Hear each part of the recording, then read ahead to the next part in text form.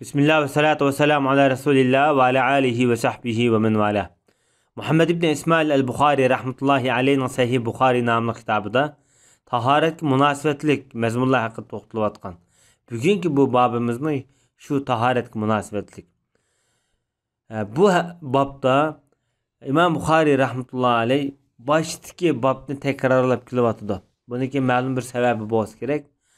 Yani başkalarının axlatxonasiga siysa qandaq bo'ladi deb. Yani bu demakchi bo'lgani bu babdan chiqib turibdiki, boshqa kishilarning axlat o'risi yoki axlatxonasiga iznisiz, boshqalarning ruxsat olmay men siyasam bo'lamdi debchi. Shunga o'xshagandek, mesela ruxsat olmay siysi bo'lamdi bo'lmamdi demakchi. Bundaq yerlar mesela boshqalarning o'birnisiga mesela ommaviy so'rinlarga mesela o'zing bog' va qizadek yap qo'ygan. Bu yerda ruxsat so'ramaylar, bizni so'ramaylar siysa tarat qilsa bu bo'ladi deganligi chiqib turibdi bu yerda. Chunki urf odatda bundaq masalalar bir surish chiqib ketadigan muhim bir masalalardan emas. Bu 226-numurlik hadis İmam Bukhari rahmetullahi aleyh bizga Muhammed ibn Ara hadis so'zlab bergan edi deydi. Bu İmam Bukhari'nin büyük ustazlarından tercümal başta ötken. Bu zat dedi bizge Şu'be ibn Haccac degan kishi hadis so'zlab bergan edi dedi. Bu kishi Mansur'dan. Mansur Abi Vail'dan. Abi Vail shaqiqdan bilan o'tdi. Bu kishi shundaq dedi.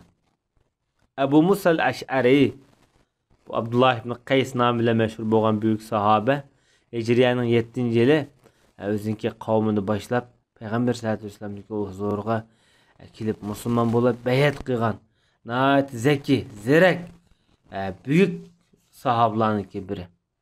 Bu adam süydük meselesi de nayet qattiq yol tutkanken de hatta bazı rivayetlerde deyişçe süydük çoşurab ketmirsin deb bir botulka siyatdiken bu adam. Küçük tarat kılatdiken. Şu derecede bek ehmiyet berdiken de bu adam şunaq deganken ham Bani İsrail kavmi, yani Yahudiler, ularning kemiga suydik tegib ketsa, mesela, onu kesib o'tadi debdi. Bu yerdagi kesib o'tadi degan iboratni ba'zi iboratlarda terisini kesatdi deb qaralgan. Bir qism ulamolar yo'q, bu yerdagi teri kesdi degan gap vaqtida hamda uchisak kiyib teri kiyimni kesatdi degan bo'ladi deb qaragan bo'lsa, bir qism ulamolar qiyomatda o'ziniki mush terisini qochida kesib o'ltirdi. Ashta azoblanadi deb qaragan.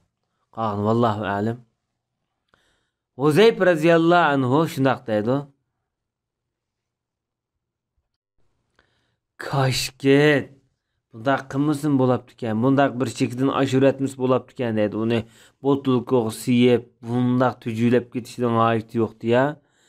Payg'ambar alayhisolatu vasallam bir turkum kishilarning axlatxonasiga kelib, o'ri turib siyib kishi taraf qilavergan emasmi deb shunaq degan. Lekin Imom Qurtubi rahmatullohi alayh bu yerdagi terisini kesib o'tadi degan gap ular ayni vaqtida kiygan shu teri maqsad degan. Chunki bu vaqtida hozirgidek masalan raqchilik nayt zo'r taraqqiy qilgan emas. Raq topmoq tez, ham bak nayt qimmat. Shunlashqa o'zinki o'tgan uloqlarningki kiyim terilarini kiyim qilib, jo'q qilib kivolatda burun qila. Sallallahu ala nabiyina Muhammad va ala alihi va sahbihi ajma'in.